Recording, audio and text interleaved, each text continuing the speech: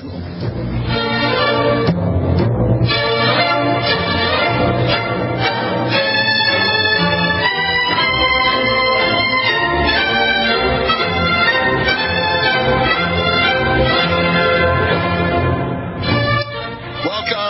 this edition of World Crisis Radio. This is your host, Webster Tarpley, speaking to you from Washington, D.C. It is the afternoon of Friday, February 8th, 2019. Speaking to you from the banks of the Potomac, where the sun is suddenly peeking through the overcast. It's a fairly warm day here, and it's going to get into the 20s overnight. So it's a January thaw, or if you must, a February thaw, which is now, I believe, coming to an end and about to yield to more seasonable temperatures. And we have spent much of the day following a really absurd spectacle. This is ongoing, because it's still going on. The questioning of acting or posturing Attorney General Whitaker by the House Judiciary Committee under Congressman Nadler. And we want to look at this in general terms and then the specifics. First, on the general side, this is now a sign of the times. The Democratic majority in the House has not been quick to act. They have been decidedly slow. Their torpor has been evident.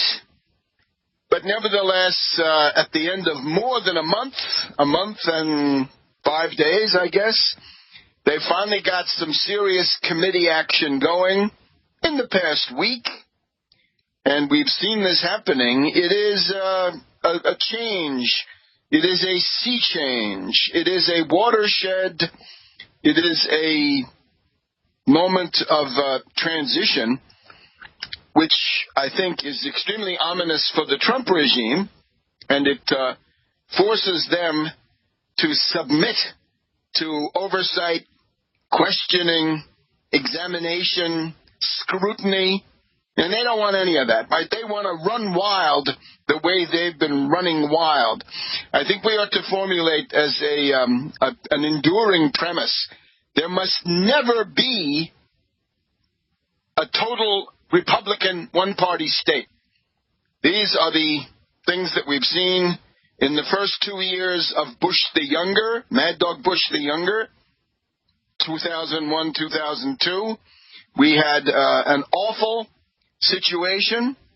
The Republican one-party state is a recipe for war, killer austerity, dictatorship, you name it. And now we've just, thank God, come through this nightmare of 2 years of this rotten, gutter-snipe, hooligan Republican Party with Trump in the White House. So that passage is over.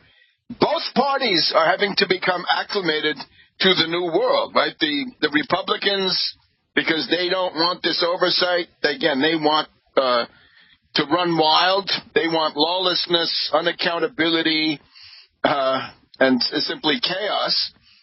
And the Democrats have got to get used to the idea, you've got responsibilities now, you don't have all the time in the world, and you ought to cut out some of the clowning, right?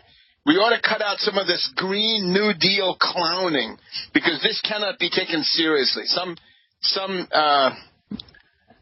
what can we say, ignorant, ill-informed person who comes out and says, well, we're going to abolish civil aviation in 10 years, right? We can go everywhere on trains. Yeah, sure. In the Eastern Corridor, you can do that, but there are these wide open spaces, right? There's the big continent out there where the rail system, at least in the foreseeable future, will not be able to do the job. Because what this Green New Deal seems to forget is your time is valuable. The time of highly trained labor power, labor time, is very valuable. And you don't want to simply consider that or not consider it because it's a matter of no significance. It's highly, highly significant. So, less hip shooting, less half-baked estimates, figures pulled out of the air, and more of the serious commitment. Because now we are in the siege warfare phase. During the week, I compared this to the Overland Campaign, the Grant Overland Campaign from Washington, D.C. to the James River, Petersburg, finally Richmond, and Appomattox Courthouse. In other words, the military campaign that ended the rebellion, that ended the slavocrat treason insurrection of Jefferson Davis, Robert E. Lee, and others, and Stonewall Jackson. We'll get to him, too. This, of course, is the final campaign. Grant was brought east. He was given total command of all the Union armies. He did a continental strategy for the first time. And then he traveled with the Army of the Potomac, and they went through a phase of, well, first of all, this ended the phase of having a battle, going back to your forts or going into winter quarters, then several months later coming out, having another battle, and then going back to recuperate or whatever it was. In other words, this series of things, the first Bull Run, the long wait, then the Peninsula Campaign, then the second Bull Run, then Fredericksburg, then Chancellorsville, then Gettysburg, but with these intervals of time in between. Antietam, of course, before Fredericksburg. So, what we've now got is something different. First of all, we've had a phase of continuous maneuvering and occasional clashes. That would be Wilderness, Spotsylvania, Cold Harbor, Petersburg, right? That went on for about 4 to 6 weeks. And then the phase we're in now, which is permanent engagement, permanent contact, bombardment, siege, warfare. So this is the siege warfare phase. Lee had said, or had thought correctly, that if Grant ever got to the southern bank of the James River, which he did after 6 weeks of campaigning, then it would only be a matter of time until the Confederacy were forced to capitulate. So we're now engaged, right? The iron grip holds Trump so that he cannot deploy in the same way a lot of his previous irresponsible, anarchistic, chaotic actions. Because now we see the acute embarrassment of Republican officials like this character Whitaker, who have to answer for the things that Trump has said. In these hearings today, we had Whitaker asked, do you think that Mueller is running a witch hunt? Are you overseeing a witch hunt? They went through also some other questions. Do you think that Mueller is a liar? Do you not make a mockery of the criminal justice system with your family separation policy? And then he's going to say, oh, no, there is no family separation policy, and so forth. In other words, all of the excesses that Trump has been able to spew out with no accountability and no checking, like there's no tomorrow, those are now turned to batter and to beat down these hapless Republican officials that show up. In other words, Trump has had this ability to be a gadfly, picks bad boy, but now this is over because the cabinet has got to show up and answer for this garbage. So this means a significant deterioration in the Republican tactical and strategic position, and we'll be back in a minute.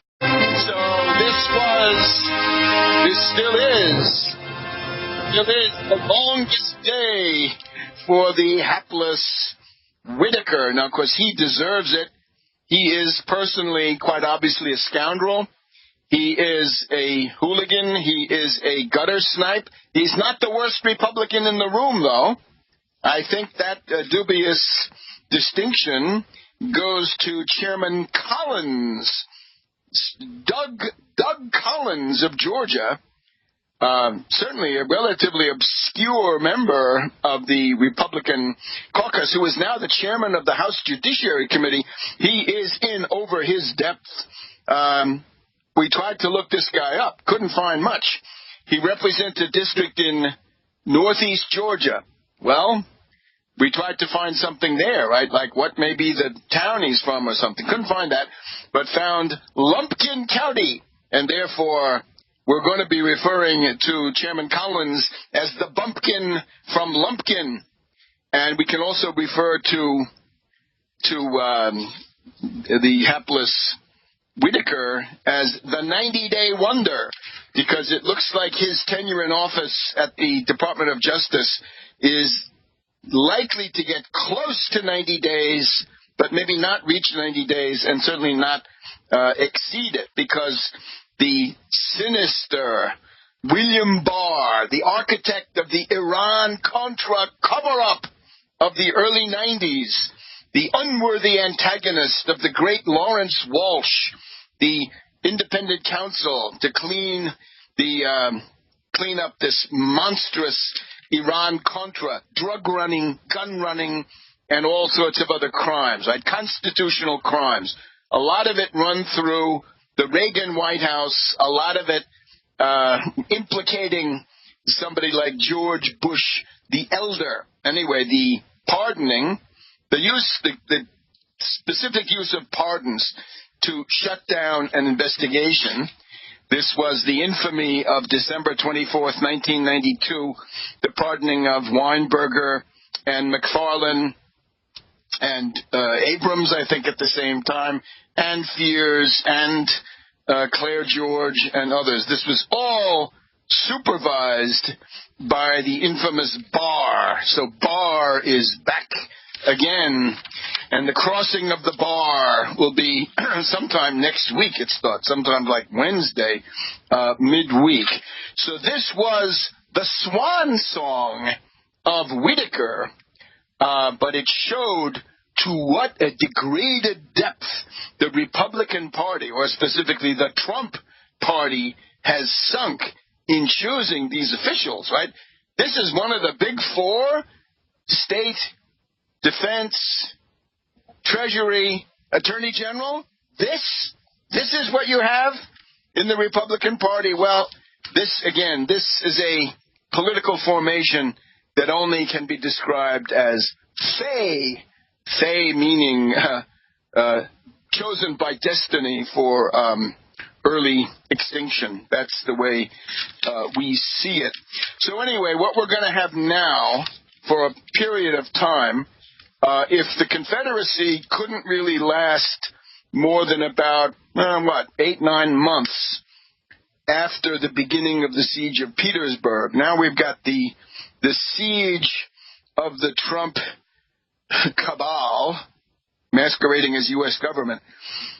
That is not likely, in our view again, not likely to go beyond the end of the year, right? We can think about, go back to 1988 when the Republicans impeached Clinton in December of 1988, and then they left the trial in the Senate to the beginning of 1999. Maybe that's the kind of calendar that we might look for. So Trump can be a gadfly, but he's going to be doing it at somebody else's expense, because some cabinet official is going to have to sit there and be grilled and forced to answer by hostile chairmen. Now, this pattern has been building for a couple of days. We, of course, are impatient. Yes, we wanted the Democrats to see, we're watching them. Where are the subpoenas? Where are the hearings? Well, that was certainly true all during January. What are you doing? Why don't you take advantage of the void of the government shutdown? Don't go to Hawaii. Don't go to some island in the Caribbean, but stay and build the apparatus that's going to be used to clarify this and restore legality in the Capitol. Not too much progress on that, but now maybe we can make up for some lost time. And once again, for those who haven't heard the earlier analysis, the point of all this is that individual one, you know who we mean, caveman there in the White House, he has the codes. Arby's has the meats, but Don has the launch codes, meaning the nuclear launch codes of the U.S. Air Force, Navy, Army, and others. And that is intolerable, that you are now held in bondage to this raving, deranged individual. This is unacceptable. So, and of course, the 25th Amendment did come up at these hearings today. How interesting. And the Rosenstein comments about the 25th Amendment. So now we've got the following lineup. Let's just give some idea. Representative Neal, I think of Massachusetts, right? Some of these people are not household words. They're not that famous. But Representative Neal, veteran, he's the Ways and Means Committee, and he has now launched the process by which the public, the American people, will get their due, their right to examine the financial situation of Trump. That just because you're an oligarch and a billionaire, you're not above the law, and you're not above the tradition of showing your tax returns. And that applies to Trump, of course. So the Ways and Means Committee has started the first step in the process by which we have a somewhat obscure statute, but statute nevertheless, right? Lex dura sed lex. The law is hard, but it is the law. This will be a way in which the chairman of the House Ways and Means Committee, where taxes originate, right? The origination of tax legislation is right there, House Ways and Means. The chair can demand the tax returns of any person, citizen, non-citizen, anybody paying taxes to the U.S. government, he can get the paperwork. So that's number one. This, of course, is already a huge issue, right, for the obsessive secrecy of this crypto oligarch, right? He wants you to think he's a billionaire. Maybe he's less of a billionaire than he's cracked up to be. That seems to be the evolving consensus. And, well, we'll see how much further that goes, right? And, of course, these are hundreds and hundreds of pages.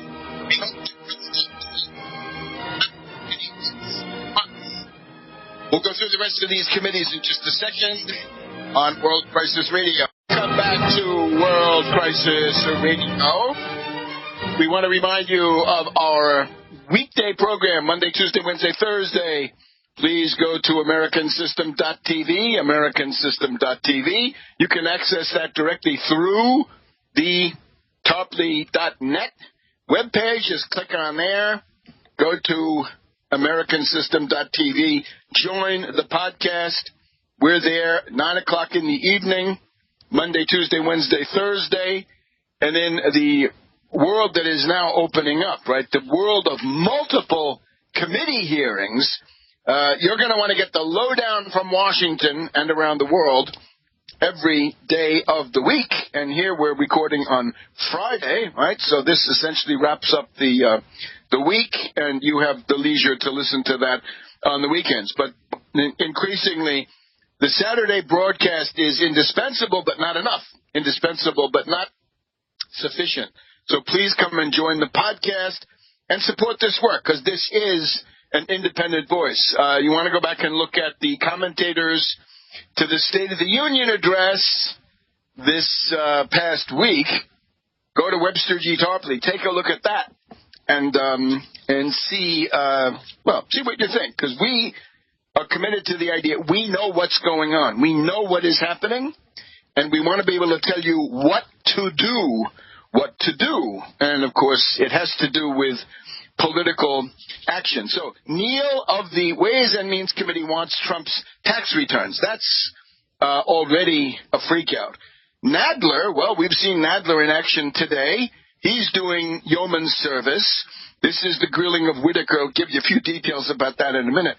Congressman Cummings has brought on board a group of these young Turks, right? The young hotheads, the Ocasios and others have been brought in by Congressman Cummings, and he is going to go after, in particular, the prescription drug issue. In other words, price gouging by multinational pharmaceutical companies.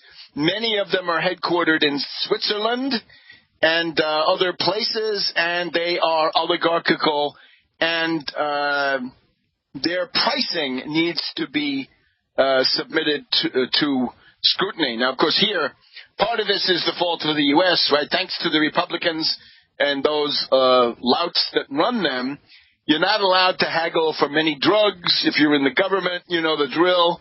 The Republicans have been trying to give a sweetheart deal to these pharmaceutical companies. Trump has talked hot air about doing something about that, but precious little. His HHS Secretary Azar is, of course, a retainer, a running dog for these interests. So here's what we've got. Ocasio-Cortez, right, the Pasionaria, Ocasiona, along with Congresswoman Ayanna Pressley, Rashida Tlaib. This is the one who said we're going to impeach the MF. Katie Hill, Jimmy Gomez, Harley Ruda, Ro Khanna. They are joining the House Committee on Oversight and Government Reform, with Elijah Cummings leading them, veteran black congressman here from Maryland. We're very proud of him. And this is the next generation of congressional watchdogs. Most of them are new. One or two of them by a special election. And one goes back, Ro Khanna goes back to 2016. So they will be hauling in Wilbur Ross and his attempt to skew the results of the 2020 census by grilling people, are you a citizen? What the hell? No. According to some of them, is take these group of progressive flamethrowers and put them up there where they can take it out on the class enemies and the political opposition. So that is highly interesting, and that will be the Government Oversight Committee, right? The Government Oversight Committee for many years was dedicated to what? Benghazi, to the demonization of Lois Lerner, that great threat to civilization. Then we had Fast and Furious. We had a million different pretexts. I think Benghazi went on for 4 years. Apparently, there was never a criminal referral out of all of this. It just didn't happen. Then we've got Congressman Schiff of the Intelligence Committee. What has he done? He has geared up. He's got veterans of the National Security Council hired there. Trump claims that Schiff is poaching his people from the White House. Well, would you want to work for Donald Trump? I really doubt it. And then he's also sent those thousands of pages of testimony to Mueller so that we can get some prosecutions, quite likely, about lying to Congress, perjury, and so forth. So that's Schiff and the House Intelligence Committee.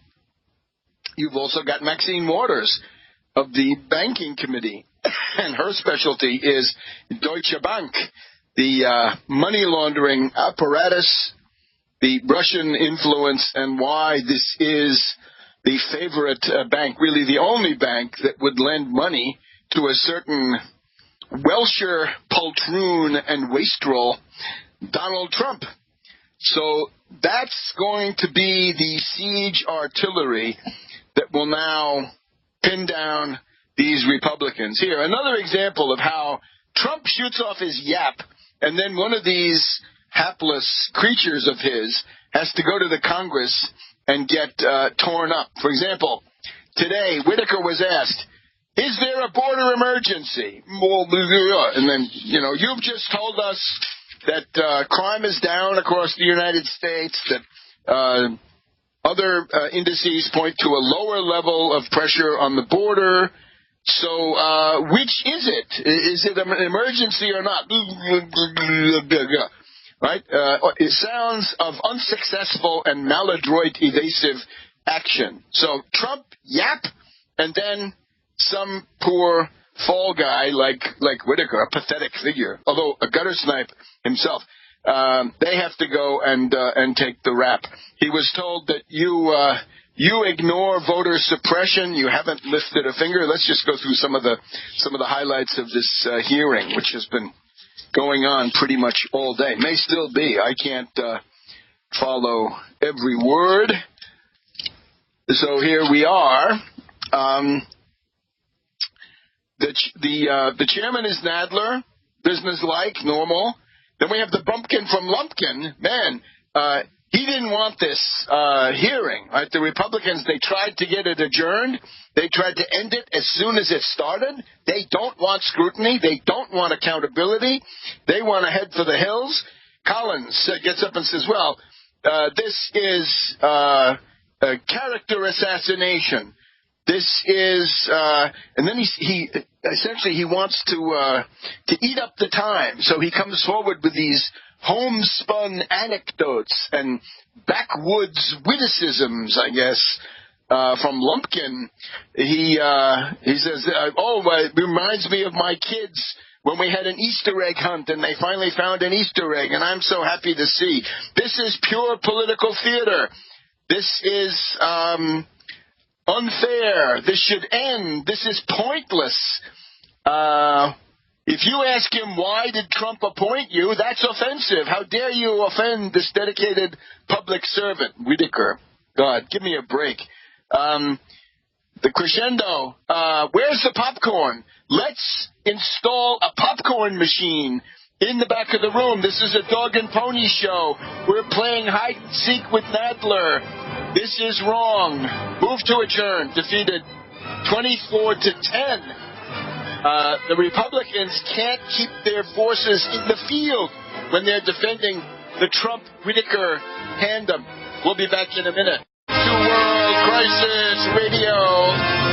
We're speaking to you from Washington, D.C. This is Webster Tarpley, Ph.D., bringing you historical insights, especially as applied to these ongoing events, with the idea of seeing into the future based on command of the past, and then doing something to head off certain results. So Whitaker, the guy who did the most to try to defend Whitaker was this unfortunate Collins. However, Collins cut a sorry, wretched, pitiful figure. He was boisterous. He was essentially a hooligan, and moved to adjourn, always defeated. The refrain from the Republicans is they don't care about Mueller, they don't care about Russia. What Collins is concerned about is, did CNN get a secret heads up that Roger Stone was going to be arrested? How was it that CNN was there when the SWAT team came for Roger, the dirty trickster? All right, CNN denies it, where they went on the air right away and said, no. We figured this out for ourselves, and we had a stakeout every Friday morning being when the indictments come. Unfortunately, none today, but as far as I know. But we'll see. So that's, in other words, the paranoid stuff. The paranoid, if you like, this petty conspiracy theory that doesn't add up to anything, that CNN was somehow on the inside of all this, blah, blah, blah. So that's Collins. It reminds me, one of my earliest memories was the Army McCarthy hearings of the early 1950s, and McCarthy would say, Mr. Chairman, point of order. Well, that's what we heard today. The Republicans doing point of order, got to vote on that right away. And then, in addition to point of order, regular order, Mr. Chairman, regular order, meaning attempts to try to tell the Democrats what they were allowed to ask. And it was the problem of the Republicans up and down the line is they still think they're running the show, and they are not.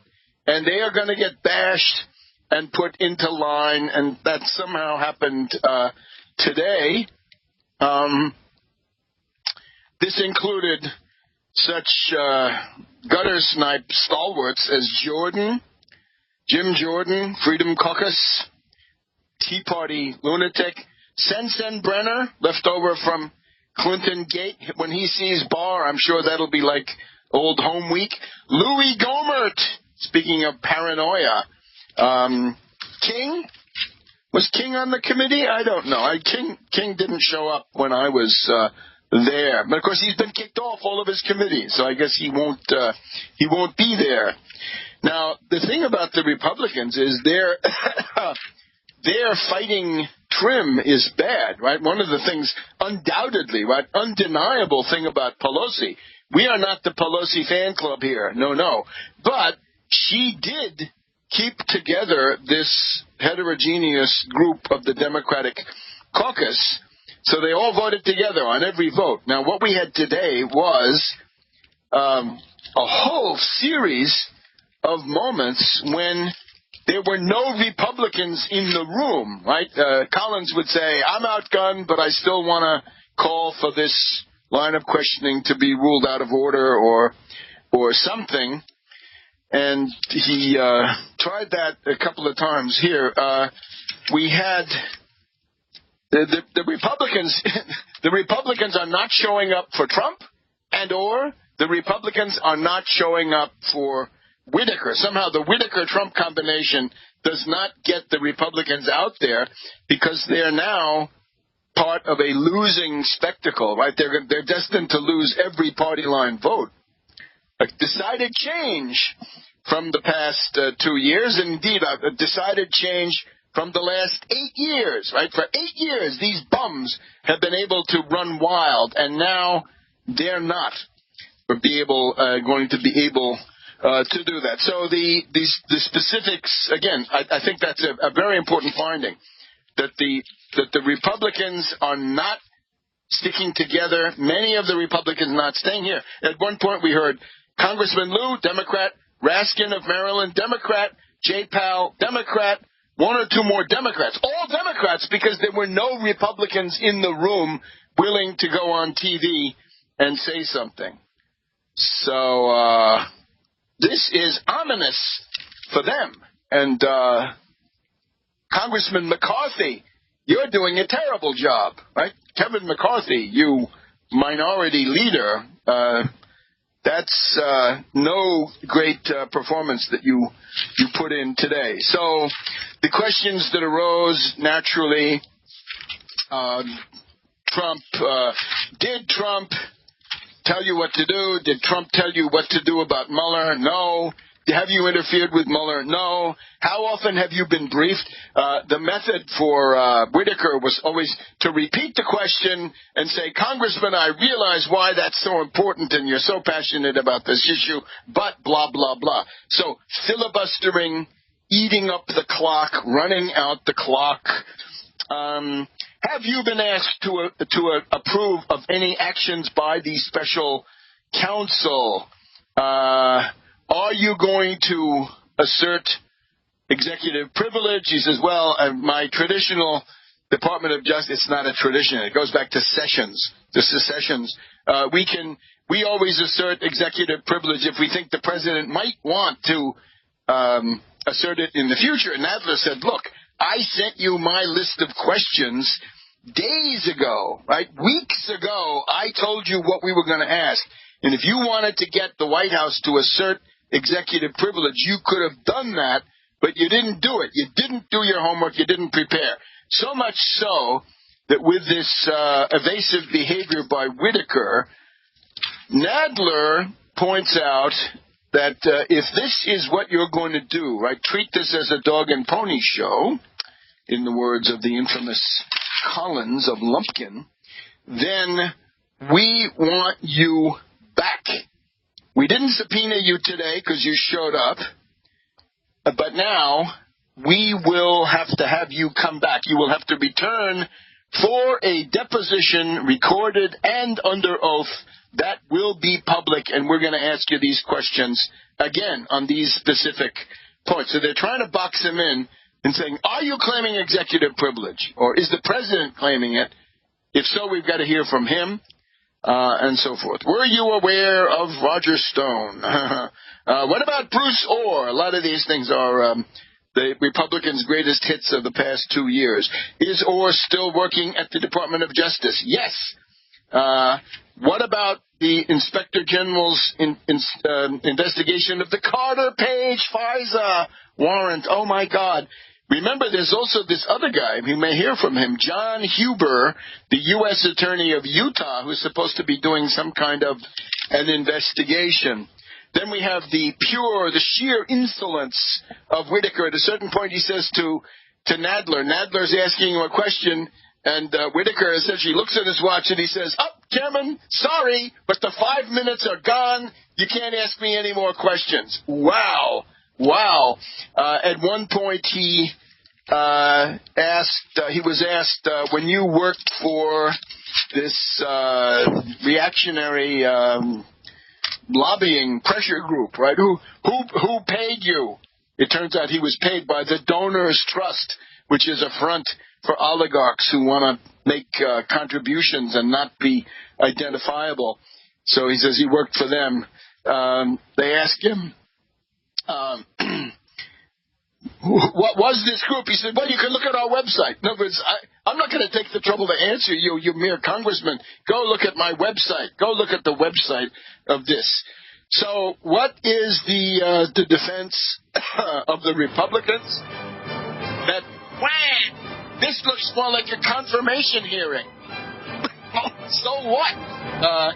They're looking back. They're trying to find out who did things to destroy the Mueller investigation. And the confirmation hearing has already happened unfortunately, for Barr. And we'll be dealing with Barr starting next week. That's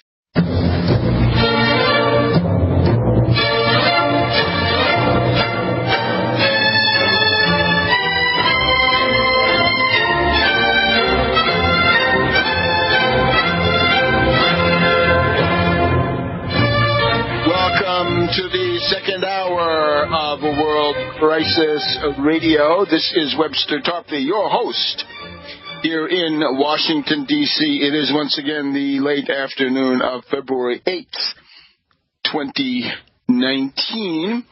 And let's just wrap up these interesting hearings, right? This is now going to be the microcosm, the shape of things to come, in the sense that there will now be continuous siege warfare waged by these committees on the various representatives of the wretched Trump regime. Those guys have been playing fast and loose with accountability, truth, the law. Ultimately, they'll pay, many of them, for those, right? Remember in Nixon's Watergate, it was about, 75 criminal indictments, and quite a few of those went to jail. Several score go to jail when these things go down. So, Democratic standouts? Well, one of them was certainly Congressman Cohen, Democrat of Tennessee, who did a very aggressive questioning. And this was, is Mueller a witch hunt? Is this a witch hunt? Whitaker refuses to say, no, it's not a witch hunt in this context. I think he gets close to saying Mueller is honest later on. We'll see that. But are you in favor of denying money to Mueller? Try to cut the budget to strangle him that way? Oh, no, I haven't done anything like that. And then what about those red lines, right? Trump has these red lines around his family finances, but some of us see a red line from Trump to Moscow. That's the red line we're concerned about. So good, aggressive questioning by Cohen, knocked him off balance, kept him off balance. Then we also want to compliment Congressman Swalwell, who is doing yeoman service on all the media, right? He looks like he's always on call. He is running for president or vice president, maybe, but higher office, to be sure, and why not? This guy's been doing yeoman service really since early 2017 in those forlorn, nightmare-like evenings right after the inauguration. Rough stuff. So Swalwell asks, let's see, when you work for this company, it's a one-person lobbying operation that what's his name? That Whitaker lists. Did you have foreign contributors? Did you get foreign money? And whenever Whitaker is really in trouble, then Collins pipes up, right, with, regular order, Mr. Chairman, or point of order, move to adjourn, or move to rule out this line of questioning. So Swalwell says, yes, of course, the ranking member Collins is acting like a lawyer for you. He's not the ranking member. He's your lawyer. Why don't you go and sit down there with him, sit next to him? He needs a lawyer sitting next to him at the witness table. Why didn't you recuse yourself? What about pardons? What's going on with pardons? And Whitaker says, yeah, well, as you know, we have this well-worn system, meaning the procedures for granting pardons. And Swalwell says, yeah, and Trump is ignoring it. Trump is violating it left and right. Swalwell asked him, you claimed that the investigation was nearly complete. What did you have in mind? Why did you say that? Good. And is Mueller honest? Yes. Is he conflicted? Well, so you can see it, right? Some of the Democrats, Sheila Jackson Lee, held up a constitution saying we don't want to hear your bad jokes. We want to do constitutionally mandated oversight. What about the OCLC opinion? In other words, that the president cannot be indicted? Are you sticking with that? More or less. Isn't it true that Trump last autumn tweeted that there was a 45-year low in border crossings, and now you've got an emergency? Where did it come from? We had already heard from a number of Democrats, right? Has there been transfer of any information to Trump? And they really tried this every way possible. And this character keeps saying, no, I never told Trump, or his go-betweens, his emissaries, his henchmen, his retainers, no. What about the remarks from Rosenstein that the president could or could not be indicted? The 25th Amendment and wearing a wire. Those are the two Rosenstein ones, the 25th and wearing a wire.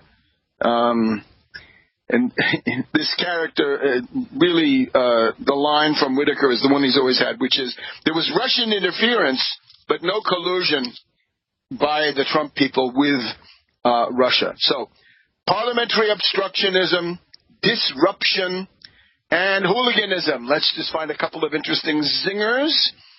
One guy, remember Walter Schaub is the ethics watchdog left over from Obama. His line is, with the possible exception of Martin Shkreli, remember him, the guy who gouged everybody with his 1,000% increases in the price of drugs, pharmaceuticals, right? Sick people. I think he's in jail now. With the exception of Shkreli, it's hard to remember a more disrespectful congressional witness than Matthew Whitaker. In other words, impudent, arrogant, riding for a fall. Of course, this idea that you tell the chairman of the committee when his time is up. Well, Congressman Hakeem Jeffries in the hearing. He's now a member of the Democratic leadership. It is often said, where there's smoke, there's fire. There's a lot of smoke emanating from 1600 Pennsylvania Avenue right now. In your final week, Mr. Whitaker, keep your hands off the Mueller investigation. Excellent bluntness, excellent clarity. Again, the thing is, the witch hunt, he doesn't say witch hunt, but he's not willing to say, no, it's not a witch hunt, or anybody who claims a witch hunt is crazy. So, this is now the new reality. There will be constant hearings. We're going to have to do some running to keep up with this stuff, but you get the idea. The cabinet is going to be forced to answer. The agencies will be hauled in, and this will make for a much harder life for poor Don. He's going to be subjected to all of this pesky oversight. Now, my general metaphor for this entire thing, one of the 10 or the 12 labors of Hercules in some versions, but Hercules, one of the labors of Hercules was to cleanse the Augean stables. This was a big, complex concentration of stables and cattle and so forth, and it had not been cleaned for 30 years. So it was filled with dung 30 years. So, of course, Hercules, being strong as well as a genius, he diverted 2 rivers so the 2 rivers would flow through the stables, and this would clean them out within one day, and he wouldn't have to get his hands dirty. He then was able to claim his reward. Then it goes in a different direction. Well, in this case, the Augean stables of the halls of Congress, where 2 years of filth left over from the Republicans is now deposited everywhere, gumming up the works. And it's going to take more than one day, one hearing to get through it. But with these fairly well-experienced Democratic chairs and with this contingent of younger hotheads, young Turks, and so forth, let them go to work on some of these agency heads. And I think that is a relatively successful direction. Not ideal, but better, a million times better than what we've had. Back in a minute on World. Welcome back to World Crisis Radio. Now let's turn away from Washington. Let's look at some regional and state-level events. And we're talking about Virginia. What we have seen in the Commonwealth of Virginia, the state capital being Richmond, in the past 10 days, I think it started last weekend actually, is nothing less than an attempted coup d'etat. It is a putsch, golpe, against the Democratic state government done by obscure Republican muckrakers, or better yet, the word goes back to Donald Segretti. If you look up Donald Segretti, the dirty tricks man for Nixon, the founder of the tradition represented by such people as Lee Atwater and down to our own time. And you could say that some of the dirty tricksters of today, right, including one in particular, really comes out of this old tradition. The non-euphemism that they used is RF.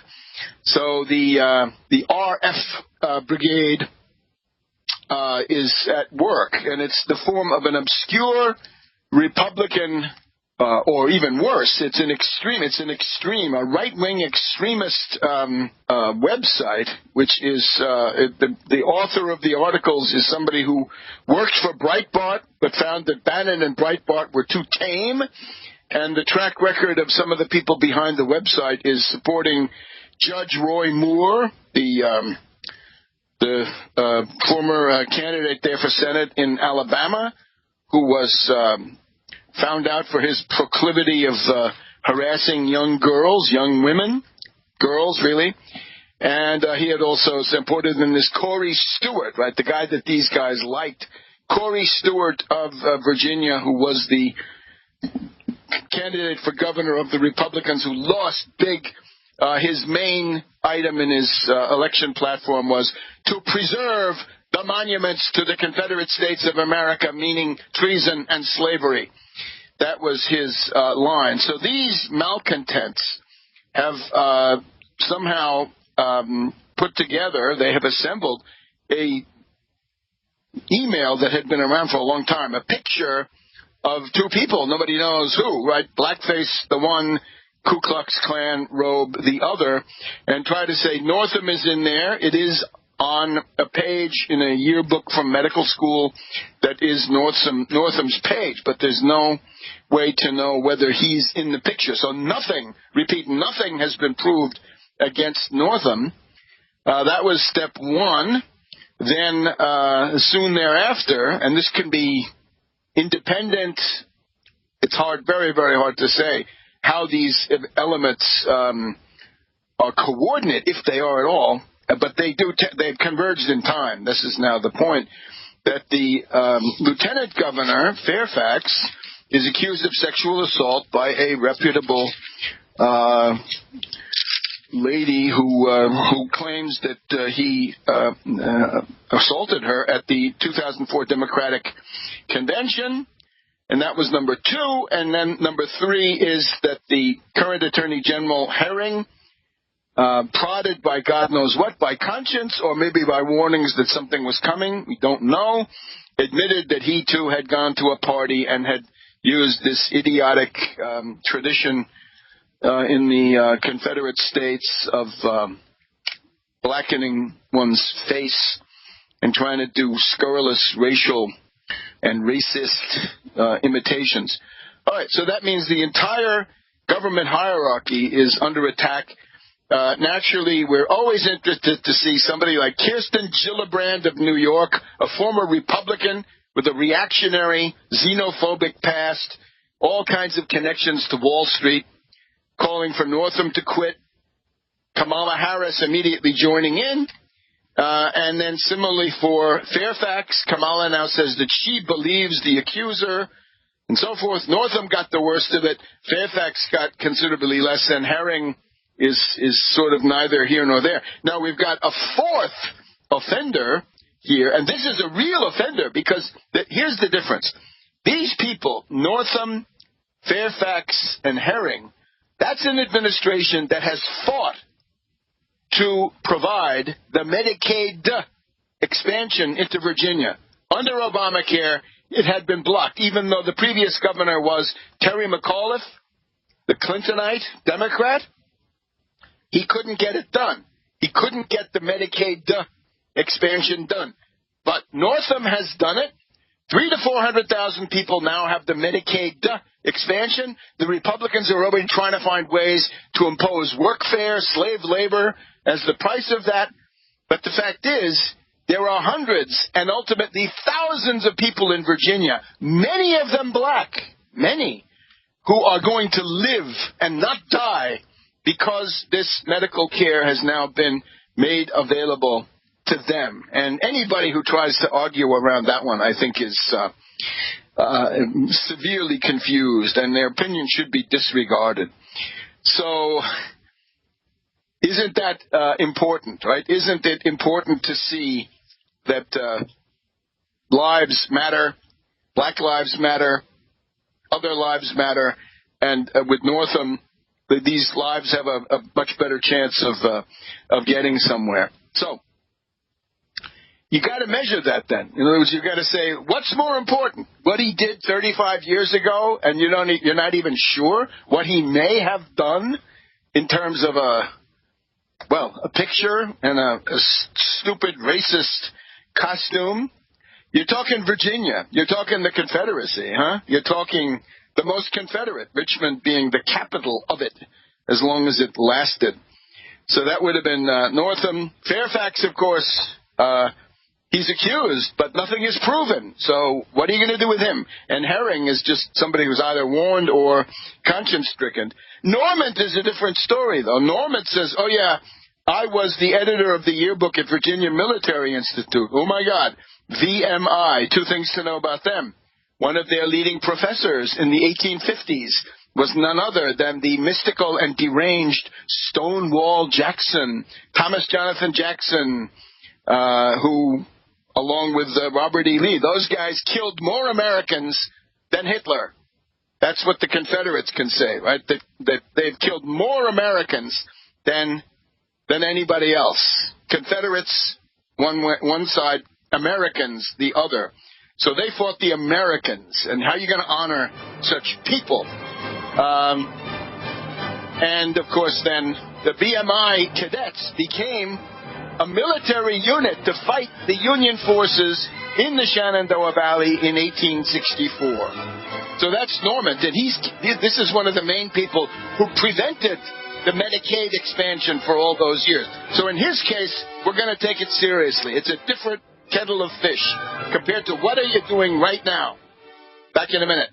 What we've had in Virginia is an attempt at a coup d'etat the decapitation of the state, ousting the Democratic governor, duly elected. They all won clear victories, the lieutenant governor and the attorney general. And at that point, power would pass to the Republican Speaker of the House of Delegates, one of the people who did most to preserve this system of killer cuts. Killer cuts. No Medicaid for the poor people of Virginia, white, black, and everything else. So what are we saying? That the interests of certain identity groups, in other words, the theoretical interest of one identity group or another, right? The women, the Afro-American community, or some other identity group, that these are absolute criteria, that there's no appeal, that that's more important than the future of the state. What this guy did in 1985 or 84 and on, that these are, again, absolute and irrevocable criteria. And I'm afraid here I cannot follow. This is wrong. There's got to be the notion of a viable coalition. This was an issue that came up back last year with the ouster of Senator Franken. Senator Franken would have been an important national spokesman against Trump for a whole generation of Generation Xers and other people that I don't have much in common with culturally, but still they could do an important service if mobilized by somebody like Al Franken. But here we have, in the case of Franken, you'll remember that the accuser was a woman who had worked for Hooters. She was a woman who had been a Playboy playmate. She had been a friend and associate of Hannity. And eventually it turned out that before too long, Don Jr. was on the scene. And eventually it was even that Roger Stone had known about this event coming in advance. So this was another RF operation in the tradition of Donald Segretti. The woman who has replaced Franken is, I'm sure, a fine legislator, but she just doesn't have the national profile. She has not made the difference. The first year in the Senate, always difficult, right? Franken had paid his dues from that point of view and could have been expected to do a lot of service. So the idea somehow is that the only thing that matters are the demands, and these are theoretical demands, of the various identity groups, and that everything else has to yield, including lives. In other words, what's the possible result of having the Republican Speaker of the Virginia House of Delegates take over? Well, roll back the Medicaid expansion, defund it, increase needless deaths. How many? Hundreds? Thousands? Well, thousands, tens of thousands if you go on long enough. How about the gerrymander of Virginia and how Virginia can be gerrymandered? And another thing you can do is when you're the governor, this is the classic position from which to conduct vote fraud, stealing the votes. Look at North Carolina. And in the recent past, anyway. You want Virginia's electoral votes to go into the Trump column? You want to give Trump a second term based on a page in a yearbook of 35 years ago? Are we serious? Are we crazy? I would say you've got to realize there is an overwhelming emergency. We've pointed this out again and again. Trump has the nuclear launch codes. That's an emergency. Right there. Life and death. Everything else has to yield to that. The immediate strategic priorities. And we've also got chaos in government. We've got the U.S. strategic position in the world being wrecked from North Korea to Syria to a dozen other locations across the globe. And killer austerity, right? The Medicare, Medicaid deadlines are coming up, the solvency of Social Security, and there's a great desire of the ruling elite to do as much damage as they can using a figure like Trump, a puppet figure, and the apparent outsider, but the puppet of the elitist insiders, to use this. And you've got to ask yourself, what are the priorities? And are the identity groups sacred? We think they have a relative justification, certainly, because every one of these groups has its own specific problems. And, of course, the black identity group has had severe, unique, maybe overwhelming problems. But the goal here, the contest is not who's more oppressed. This was a debate going back to SDS in the late 1960s. I know, I saw it. Who's more oppressed? Well, that's not the problem. Once you decide you're going to be a political organizer, your problem is not to make a theoretical finding about who's more oppressed. Your goal is to organize mass forces so that the oppression can be removed, ended, or at least cut down. And that, I think, is the strategy that you need.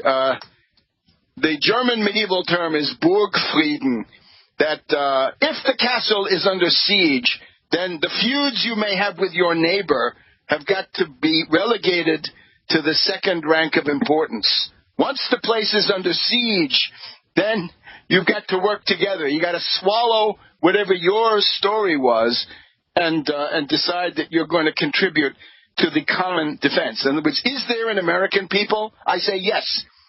Do they have common interests? Yes, they can, if they're fighting the 1% of Wall Street.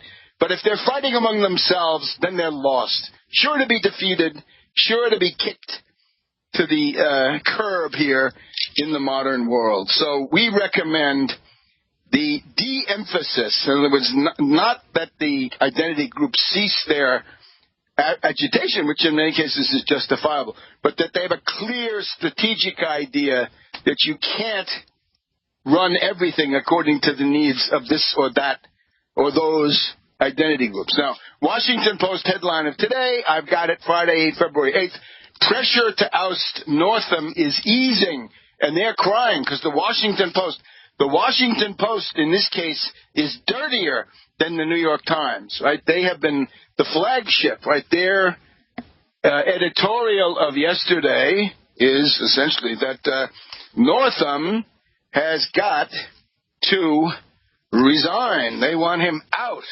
And this goes complete hypocrisy if you look at the past record under Katharine Graham and others. This was and the role of this newspaper in D.C. politics.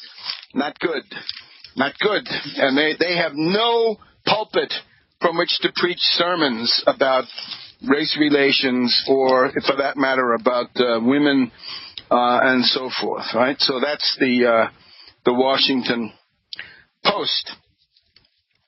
Now, we're not going to say anything much about Bezos. Bezos, this is obviously a conflict between the Trump cartel on the one side with the National Enquirer and Pecker and his faction arrayed around that. And on the other side, you've got Bezos, a billionaire, but at least a billionaire who's throwing some weight against Trump. When billionaires are fighting, we hope that they will fight.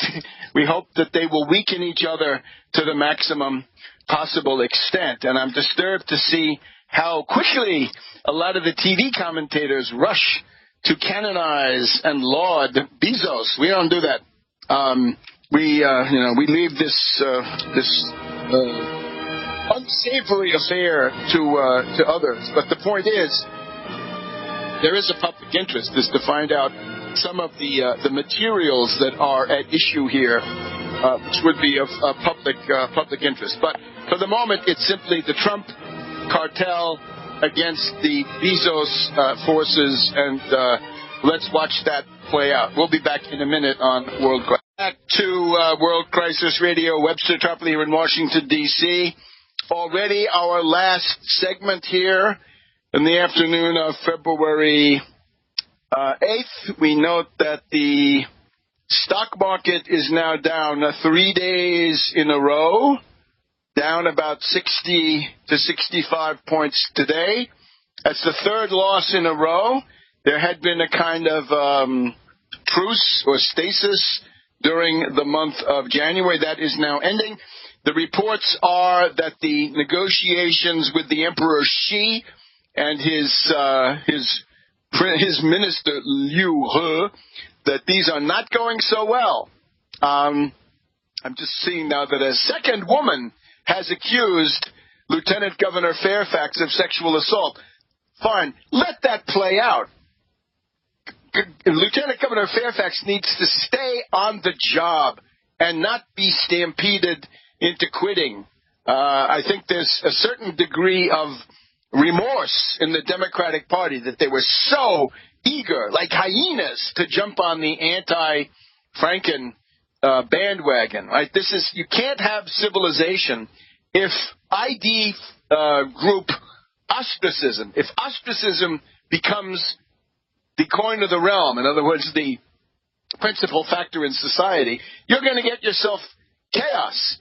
Need I add, the Kremlin sees all of this. The GRU is watching. The KGB is listening. The Russian Foreign Ministry sees it all.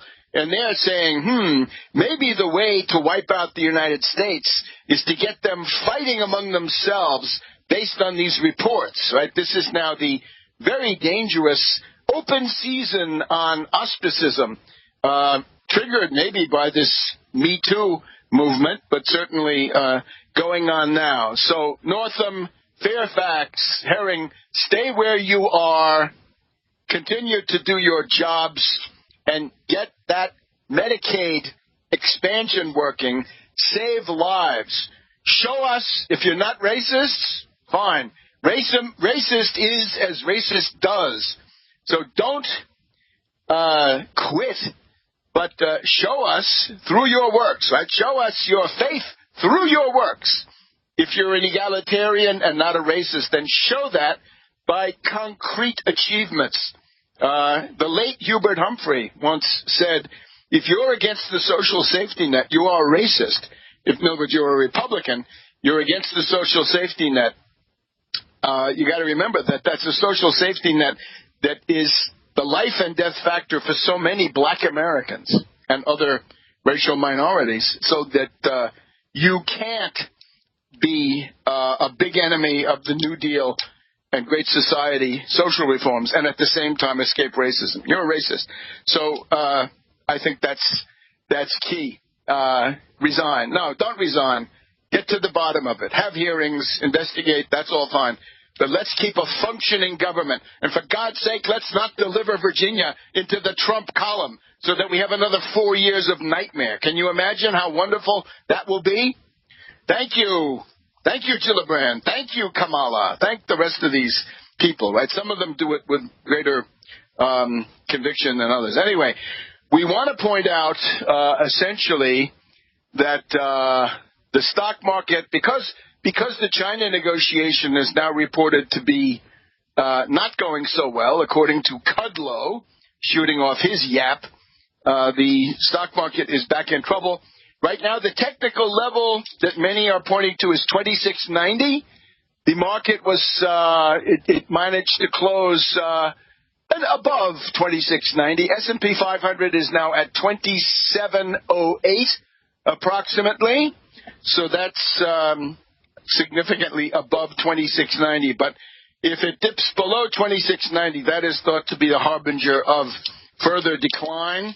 It is still well below the 200-day moving average in spite of the gains of recent weeks. So we have to do two things. This is more in the way of announcing them for the coming weeks, since we don't have the time left. The first is the Green New Deal.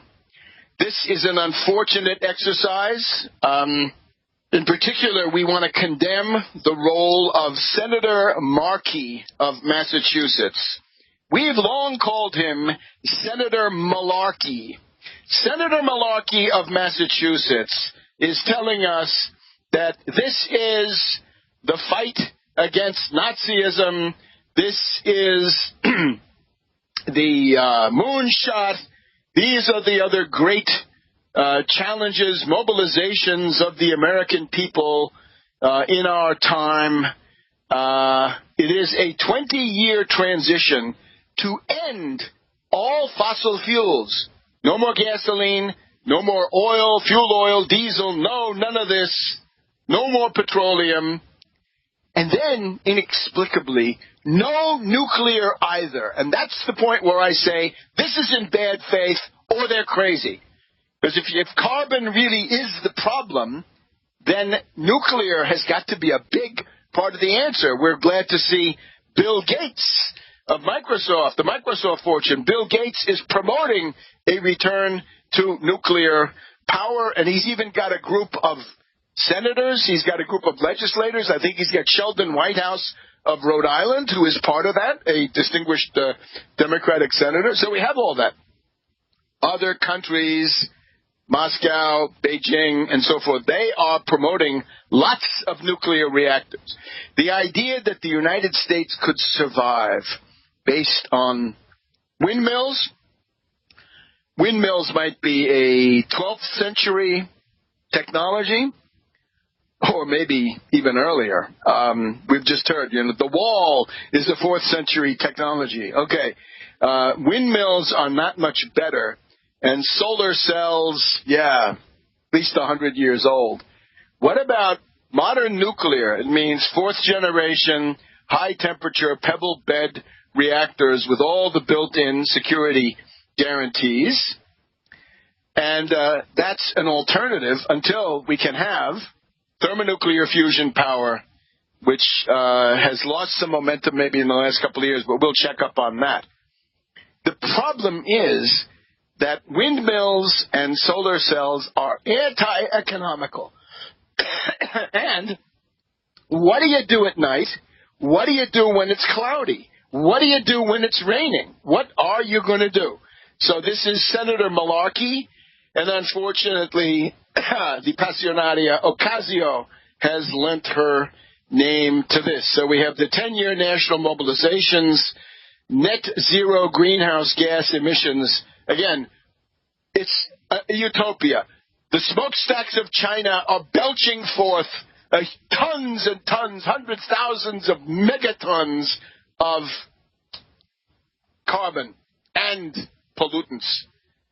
Russia, the same story. Canada, with the Athabasca tar sands, is also in the running. Those are the biggest polluters. China is polluting at double the rate of the U.S. And why don't you extend your purview and take a look at China and start demanding that this Xi, who had been running around the world posing as the great friend of the green environment, that he actually do something about that. You're going to embarrass him. He'll never do it, but at least you'll teach yourself a lesson who that guy is and where he comes from. Unfortunately, Ocasio is producing a series of clips that will be seen in the 2020 elections, and they will not be good. For Ocasio to get out there and say, why? We can abolish all civilian air travel. We won't need it. We can only go with trains. I'm sorry. That is an unrealistic utopia. The problem with green jobs and green energy is it's anti-economical. It requires government subsidies. The more windmills you have and the more solar cells you have, the poorer you will be, because the energy you put into it will never come out of it again. This is dumb energy. Finally, we want to talk during the week about the wealth tax and how the Warren position is eating the Ocasio-Cortez position. This is the kind of stuff to campaign on. This is the way out. We know that 61% of the American people support the Warren wealth tax on the ultra-millionaires and the super rich. So that's the perspective.